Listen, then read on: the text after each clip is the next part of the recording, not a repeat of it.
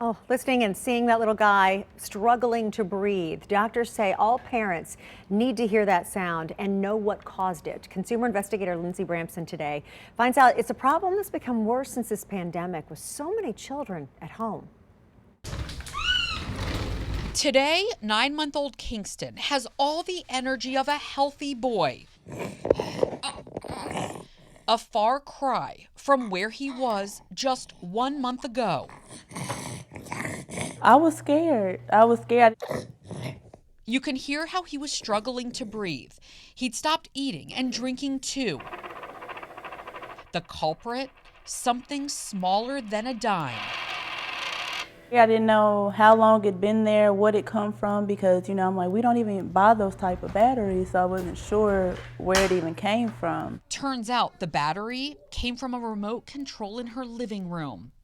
Take a look at what it did to Kingston's esophagus, causing these severe burns. My mom was like racing at 100 miles per hour because I didn't know how bad it was or what was going to happen after they removed it. What was that like for you to see those photos? I didn't really understand how serious it was until everything started to transpire.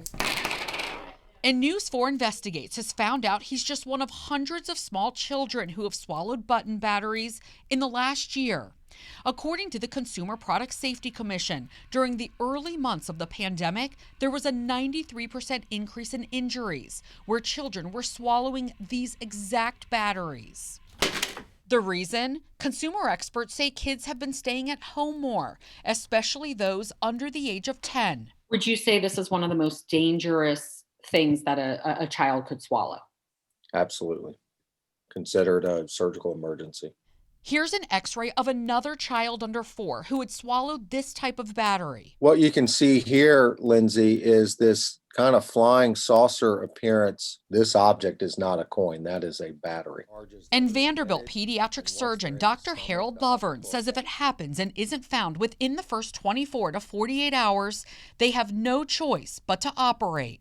We do have to take them to the operating room where we can sedate them, pass the little scope down, and retrieve the object. And one of the most common places where you might find these batteries, a junk drawer in your kitchen, and you might not even realize they're in there. The best thing you can do is keep these batteries locked up somewhere where your kids can't reach them. I regret coming in that day and putting them in his walker and throwing the remote up there and not thinking anything of it. These days, Kingston isn't anywhere close to a remote, as it's hard for his mother to forget the sound of her baby struggling to breathe. Lindsay Bramson, News 4 Investigates.